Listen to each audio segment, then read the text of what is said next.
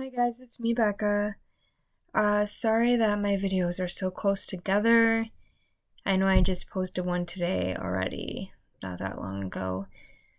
But I just wanted to give you guys a little update on me getting my staples out. All 9 of them, thank God.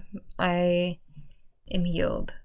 I very grateful that it was only a week of me having to have those staples in, because the first time I've ever had staples, I had them in for over a month, and that was like a horrible month. I didn't get sleep. If I laid down, I had to lay at a weird angle due to where they were located. It was horrible. And this experience this time was similar, except it was only a week long. So I'm very happy that they healed it the way they did. I mean, it's a pretty cool zigzag pattern. I mean, I kind of like scars, but I think that one's pretty cool. Anyway, my first video, I talked about my story and where the seizures began. I just kind of wanted to, talk about that a little more. I had seizures when I was a baby, and I think it lasted about a year. My mom said that it would happen when I had tantrums or was just tired, so I saw a neurologist and they put me on medication. But my mom said that medication made me sleep pretty much 24/7. So she ended up not even informing the neurologist, but just taking me off the medication and just cold turkeying it. I actually ended up not having any more seizures right after that, and which was interesting to me. And that my epilepsy just all of a sudden went dormant. Then unfortunately, I was a dishwasher when I was a teenager, around I think 15. I was a dishwasher, and I had cut my finger on a dirty knife while washing dishes. Who knows what this person who uses knife, I don't know who this person is, so I just got cut and infected with their DNA. I ended up getting mono and another severe blood infection. I was hospitalized and treated for that. I think I was in the hospital for about a week, or maybe so longer, I don't know. I was treated, I got better, and I thought things were gonna be okay. But it turns out that it was just the beginning of my story. It was the beginning of a long journey, let's call it that. I have now had epilepsy or at least been diagnosed with epilepsy for 10 years. 10 long, miserable years. I was bullied throughout high school. My high school career was nothing but getting bullied. Now see, I'm crying about it. I even was assaulted because a kid wanted to see me have a seizure. That's messed up. He was only suspended for a day, while I had to live with the consequences of them just taking me out of the class that he was in and having me do a special study hall time, which would be where I went to the office and I went into a back room by myself and sat for an hour. It was lonely, it was isolating, and I know the school was fed up with the fact that I was getting bullied so bad, but they wouldn't take action on it. They never did. After I was assaulted, I made the decision that I just wasn't going to go to school anymore. I would skip school. I would make excuses not to go to school. I apologize for him being in the video. I just didn't want to go to school anymore. I was scared. I had one seizure while I was in school, and it was beyond embarrassing. At least in my eyes, it was embarrassing. I never really talked about it. I just had the seizure. They got me out of the school, and that was it. I was assaulted again later on I think that was my end of my junior year. I was assaulted again. This time, it was due to my osteoporosis. A kid thought I couldn't be that fragile. No person is that fragile. So he decided to, I was only 80-something pounds in high school, so I didn't weigh much. But he decided that he was going to pick me up and throw me. And that is exactly what he did. And I broke my knee, tore the ligament. I had to get surgery. I had to do physical therapy. I had to wear a brace to school and be on crutches. All because I was getting bullied for osteoporosis. So not only did I have severe anxiety about going to school, I was severely depressed in high school. High school was the definition of the worst experience of my life. I would not go back to that time. I would never. It was very traumatic for me and very, PTSD type thing. I was abused as a child, so I have PTSD from that. But high school was just a nightmare. I ended up leaving my senior year and doing online school at home, because then no one could talk to me. No one could see me. No one could make fun of me. And I know that was isolating, and that probably didn't help my depression, but it did actually help with my seizures. I wasn't as stressed, so I didn't have as many seizures. I think that high school in general was a very stressful experience, therefore causing me to have more seizures. Me going to school at home, I could do my homework and schoolwork at my own pace. I wasn't stressed out about people saying things about me or assaulting me in general. I wasn't scared of that, and it did make me feel better. I still isolated myself from the world. I lost all of my friends. I don't have any friends. You can ask pretty much anyone that I know, like my boyfriend or my family, my immediate family. They'll straight up tell you, Becca doesn't talk to anyone. Becca doesn't want to be associated with anyone. Just because she doesn't want to. I don't want to deal with the drama. I don't want to deal with anyone making fun of me. I don't want to I just don't want to talk about my health. And that's always what people want to talk about when it comes to friendships. I don't want a friendship built on, oh, I can't hang out today because I had a seizure. Oh, I can't hang out today because I'm having auras and I'm just kind of depressed about it. I don't want a friendship like that. So I just won't have any friends. But let's go back to 10 years.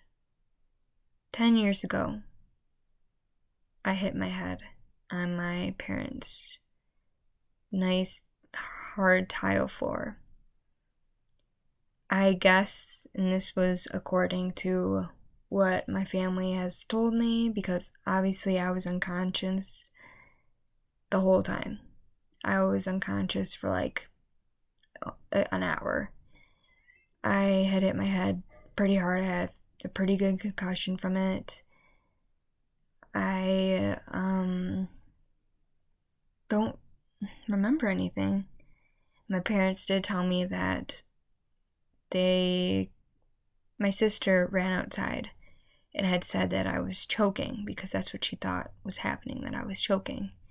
And I had fallen to the floor, and so my parents ran in, and when they saw me, my mom immediately knew that I was having a seizure and that my seizures were back. She, I guess, held me and rocked me and was singing, because singing was calming me down and actually made the seizure stop. The ambulance came and picked me up. That's when I woke up, was when we arrived at the hospital. I was terrified. I mean, I was being rolled into a hospital. I was covered in blood. I was in severe pain. I had blood all over me and a neck brace, so I couldn't move my head. I was panicking, and all I wanted was, where are my parents? Where are my parents? But I couldn't speak.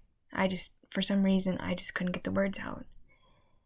And my mom appeared next to me, and I could see that her and my stepdad's shirts were covered in blood. There was a puddle of blood on their tile floor. I had lost a good amount of blood. And my parents loved me, or they do love me. Sorry, I'm crying. They loved me so much that they held me in their arms while my head was completely cut open, bleeding, and they were there for me. They were there for me through my first seizure.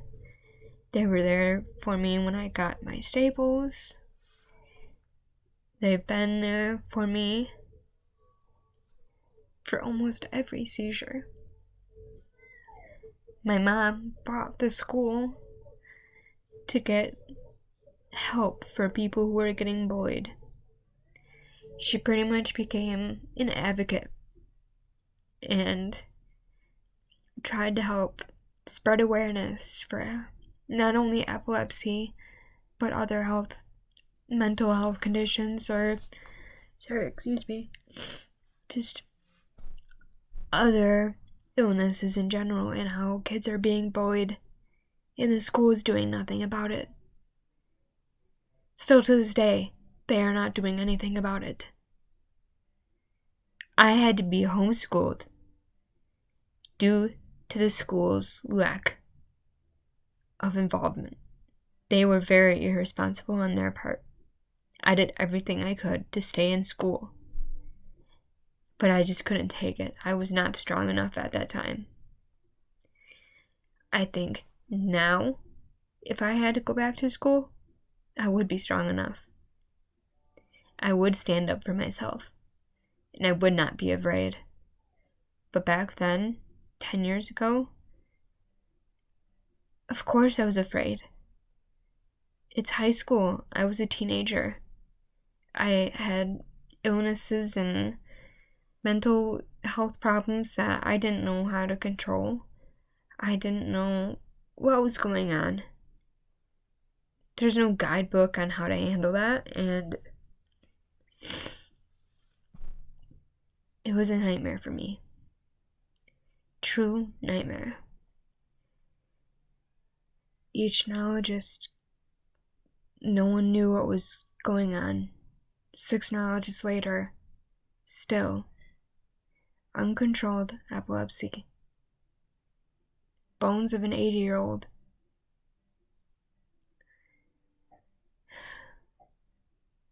No genetic anything found. They have now discovered just recently that I have a underlying heart condition. So that's awesome. Just add another thing to the list. I just don't know anymore, honestly. My journey to get to where I am in life is a long one. It is full of heartbreak. It is full of being just miserable. I shed a lot of tears. I have been in a lot of pain. Emotionally distanced myself. Physically distanced myself from people. I think a lot of people forgot who I even am. Forgot all of the problems that I had, or have, I should say. It's sad, but I found that it's time that I come out of my shell. I get over the fact that I have all of these illnesses and that I take control of them for once. I stand up to those who are bullying. I stand up to those who are being mean to others. I finally stop being weak and I start being strong. I need to understand that these illnesses are with me forever. There is no cure. I don't think there ever will be, to be honest. And I think that's also me saying that just so I don't get my hopes up. I wake up every day hoping today's the day that there will be a cure, but there never is. Each and every day I wake up and think that, and there never is. There's never a cure. And it breaks my heart to know that so little of people know about epilepsy and what it truly does, how it affects people, how it affects others. I don't think people truly understand. Because it doesn't just affect me, it affects everyone around me. My mom takes care of me. My boyfriend, loving boyfriend, who I've been with for over 4.5 years, he's taking care of me. The other family members, they've all taken care of me when I've had a seizure. And it shouldn't be that way. I should be able to care for myself. And I can't. I'm 24 years old. And I can't take care of myself. I take care of my 3-year-old. Yes, it stresses me, and I'm sure that brings on some of my seizures. I can take care of a 3-year-old, but I just can't take care of myself. I don't know how. I've tried. I just can't seem to get things right. I can't seem to get anything right. And it all started with me getting cut by a knife, a dirty knife. And I look back every day, and it makes me miserable to think about the fact that if I would have just been more careful, maybe I wouldn't have cut myself on that knife. Maybe if I wore gloves, or I don't know, just I wouldn't have gotten sick and I wouldn't have seizures. And I always just think about that, like, over a stupid, dirty knife.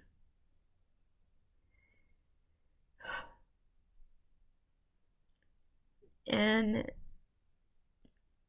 today when I got my staples out, when he said I had post-concussive syndrome, he said that I didn't need medical imaging, even though I'm still going to try for that. He said that I just need to sleep a lot and rest my brain. And those who know me know that that's impossible. I can't. I have a 3-year-old. Life pretty much revolves around electronics, and I do love to read, so I mean, even that's not an option for me to do. It's one of those things where I just deal with the consequences. I deal with the headaches. I deal with the severe pain. And I keep going for the sake of my child, for the sake of my boyfriend, for the sake of my family and myself. I know that they worry about me every day, and that breaks my heart. I don't want them having to worry about me. I don't want my boyfriend constantly worrying that he can't leave me alone because I'll have a seizure and he won't be there to help. I just want him to know how much I appreciate him, and that I'm so thankful that he is stuck by my side through all of this, because I know it takes a lot to help someone like me, and it takes a toll on a relationship. And I was scared personally that he wasn't even going to stay with me, but he did, and I'm beyond thankful. I love him a lot, and hopefully we have a very good and long future together. I just don't know what else to do with my life. I mean, I bought this house that I'm in right now. I bought this house. I've been trying to get part-time jobs. Unfortunately, I've had to leave them due to my epilepsy. Because of my epilepsy, it's hard for me to even keep a freaking job. And I hate that, because my dream was always to become a phlebotomist and to be able to have that, a career, to be able to drive, to have a house, to have a family, and I can't have that because my epilepsy slows me down, and it's heartbreaking. It really is. I just want others out there that feel the same way, have similar illnesses or mental health conditions. I want them to know that you're not alone. There's other people going through similar situations. Trust me, I'm a mess. Look at me. And I'm going through it. I'm going through it with you. And I will be here with you every step of the way that you guys need it. If anyone needs to talk to me ever, leave a comment or somehow message me. I mean, I have Facebook. Just get a hold of me somehow. And we can talk about it. I just don't want people to feel like they have to be depressed and that they have to be anxious and isolate themselves from the rest of the world, because you don't. I need to work on that too. We need to be strong for one another. We need to help each other. That's the only way that people are going to start to feel better about themselves, grow confidence, spread awareness. We just need to be together. All of us need to stick together. We all need to talk about it more, because if you don't talk about it, people don't know about it. And that's why I'm trying to make these videos, so that I can talk about epilepsy. I can spread awareness. I can spread awareness about how debilitating, I can't even talk, how debilitating, Jesus, the illness really is. Because it is. Can't even talk. I can't work. I can't drive. I can't be left alone for long periods of time. I mean, yeah, a short little period of time. I should be fine. Hopefully. I mean, I'm alone right now. But seizures can happen at any point. I don't always feel them coming on. I don't feel the absent seizures happening. I just wake up missing part of my life.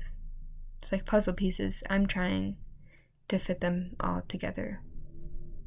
I'm trying to solve my life and figure it out and get those pieces, those missing pieces. I'm trying to get them back. But then I realize those missing pieces of my life, they're gone. My memory is shot. I go unconscious. I won't remember.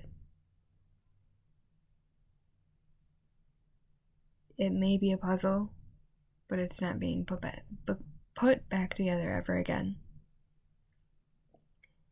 My life is a roller coaster. I like roller coasters, but not like this. Not fun at all. So I'm gonna continue making these videos. Not so close together. Maybe a week apart. I don't know. I haven't decided. I'm a very indecisive person. I'm also a stubborn person too. And impatient. So who knows? Who knows when they'll come out? I just want people to be aware of mental health is very serious. You need to take time for you. Don't worry about what others think. Take time for you. And if you are going through similar situations, get a hold of me. We will talk. If you're being bullied, get a hold of me. We can talk. We can figure out ways to help you. Because not only do I want to be an epilepsy awareness advocate, I want to be there for the victims of assaults, for any type of violence, from bullying, even words. Words hurt. Things that are said to people hurt. That's what bullies like to do. They don't care. They don't care what they say. They just want to hurt you. And that I want to be there for people who are being bullied and not listened to. I want to be there for everyone. I'm strong now. I'm more confident. I'm not that weak teenager anymore. I'm an adult who has grown to understand that my illness is just a part of me. It's not who I am. It's just a part of me. And that's all it ever will be. I will never let it define me. I will never let it completely take control of my life. Because hearing stories from people of when they see my seizures, it's hard. It takes a toll on me. It takes a toll on me mentally. And it breaks my heart each and every time. But I don't show that. I don't show those emotions. But if anyone needs my help, my advice, wants me to answer questions, or just wants a shoulder to cry on, I will be there for you.